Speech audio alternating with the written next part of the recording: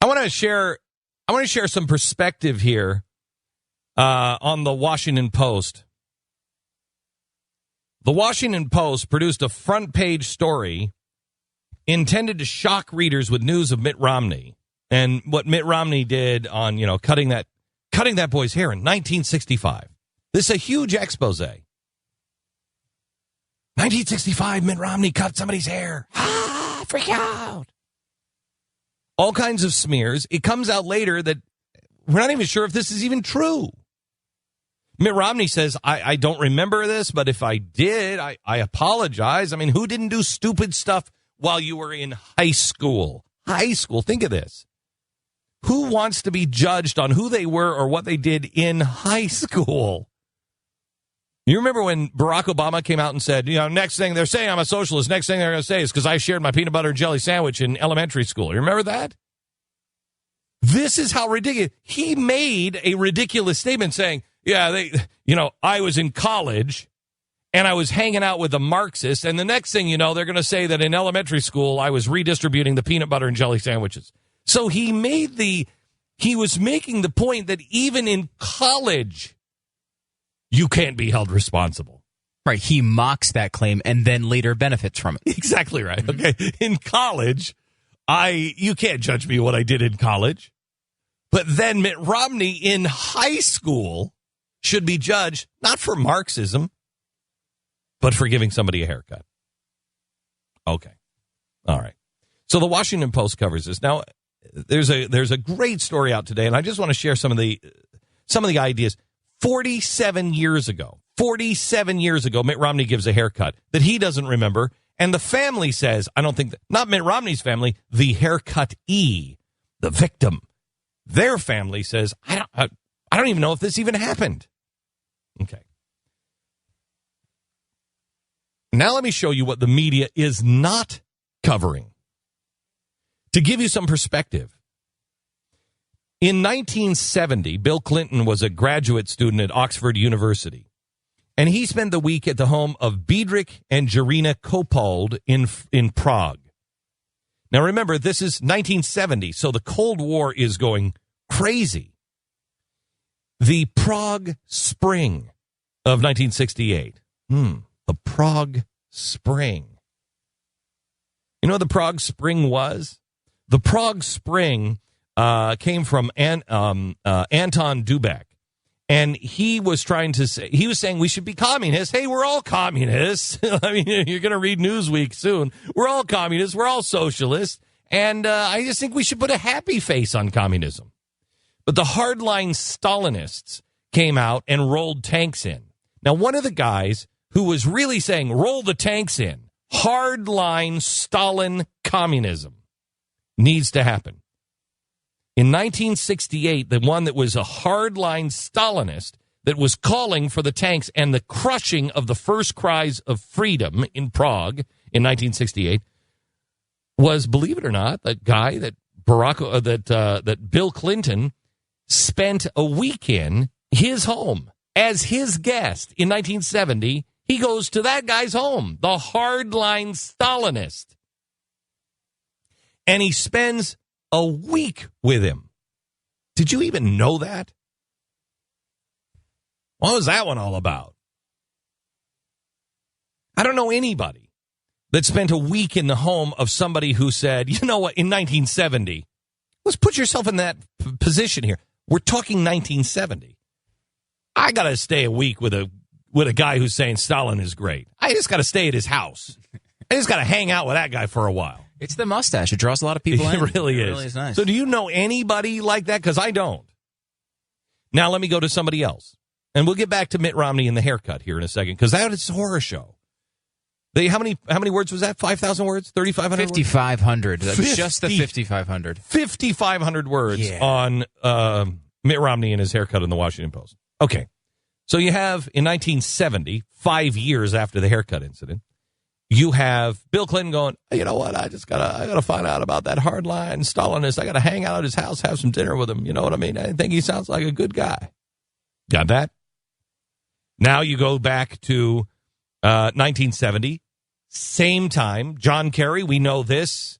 He goes and testifies against his fellow soldiers, says they're all killers, says they're all just horrible guys. He wears half of his uniform, all of his medals. He testifies against his fellow soldiers, American citizens. But in 1970, at the same time that Bill Clinton is in Prague hanging out with a Stalinist, you've got John Kerry. And where is John Kerry? John Kerry, that summer in 1970, is over in Paris. And he's hanging out with the North Koreans. Not North Koreans, North Vietnamese.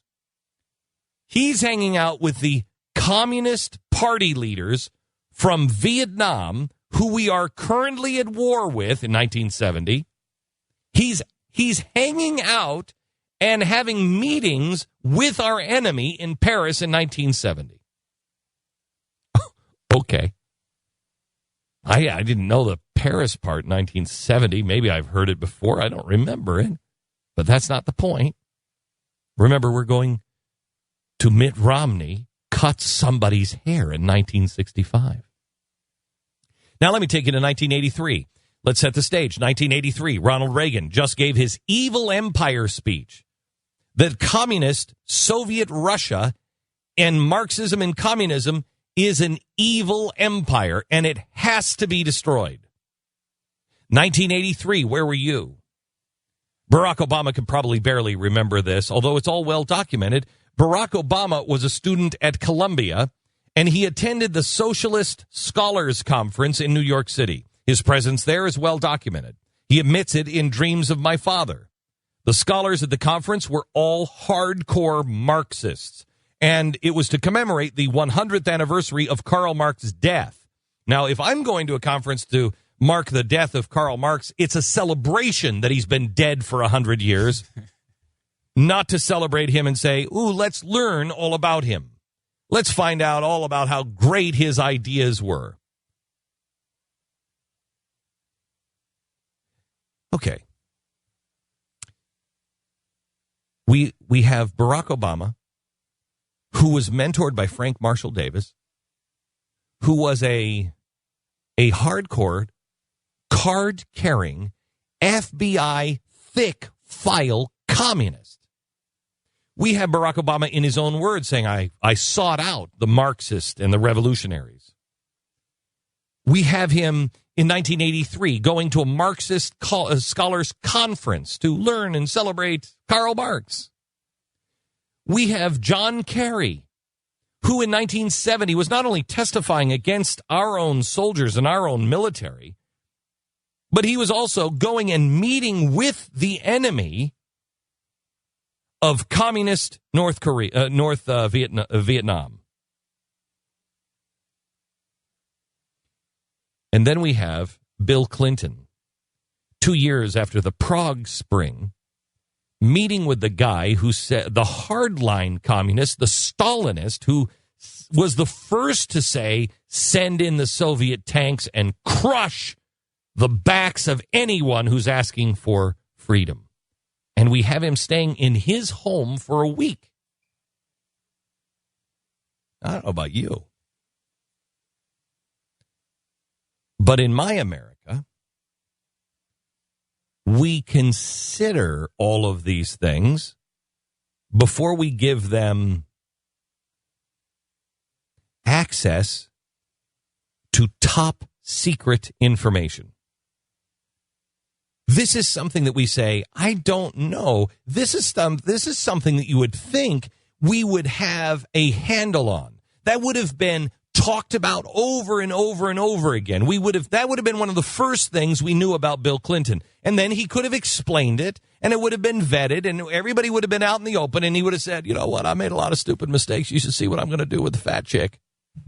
You'd think that maybe we would have talked about it. You'd think that when it comes to John Kerry, we would have really had an adult conversation about what he did in Paris. You think that in America, we would have had the vetting of Barack Obama and the Marxist communist ties here. And we would have had him say, you know what, I'll tell you why I'm not a redistributionist, is because I know all about Marxism. I studied Marxism. I sought these guys out. And it's bogus. It doesn't work. And he would have been the strongest guy making the case for capitalism. The strongest guy, the strongest voice in the choir saying, guys, communism doesn't work. I know. I studied it. I was raised. I was mentored by communist after communist after communist. But you don't even know this stuff.